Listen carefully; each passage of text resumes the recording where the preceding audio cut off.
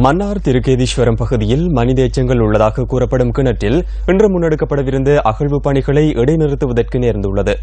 சட்ட வைத்திய அதிகாரிகள் அகழ்வு பணிகள் இடம்பெறவிருந்த இடத்திற்கு சமூகம் அளிக்காமையே இதற்கான காரணமாகும்.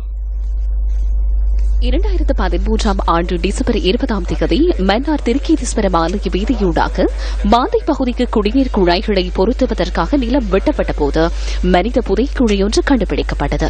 இந்த புதைக்குழியில் முன்னெடுக்கப்பட்ட அகழ்வு பணிகளின் போது 83 மண்டையோடுகளும் மனித எச்சங்களும் மீட்கப்பட்டிருந்தன. இந்த மனித புதைக்குழி கருகி காணப்படுகின்ற கிணற்றிலும் மனித எச்சங்கள் உள்ளதாக காணவர் போனோரின் உறவினர்கள் சார்பில் ஆஜரான சட்டத்தரணிகள் மன்னார் நீதவான் நீதிமன்றத்தின் கவனத்துக்கு கொண்டு வந்தனர்.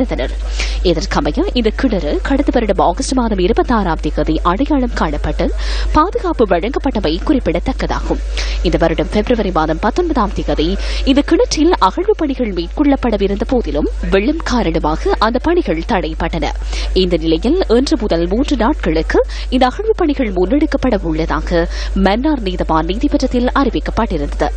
இன்று முற்பகல் மன்னார் நீதவான் ஏஜி அலெக்ஸ் ராஜாவும் 13 அரசு திணைக்களங்களைச் சேர்ந்த அதிகாரிகளும் காணவர் போனோரின் உறவினர்கள் சார்பில் நீதிமன்றத்தில் ஆஜராகும் சட்டத்தரணிகளும் அகழ்வு பணிகள் இடம்பெறவிருந்த இடத்தில் பிரசன்னமாக இருந்தனர்.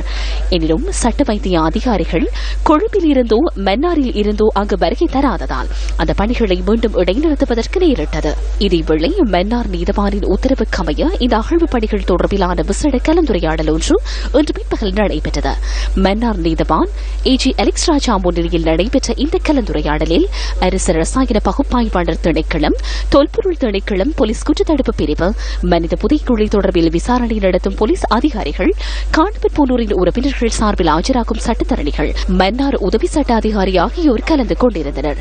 மன்னார் நீதவான் நீதிமன்றத்தில் இம்மாதம் 29 சிரேஷ்ட சட்ட வைத்திய அதிகாரியுடன் கலந்துரையாடி அகழ்வு பணிகளுக்கான ஒழுங்குகளை மேற்கொள்வதற்கு இதன்போது தீர்மானிக்கப்பட்டது.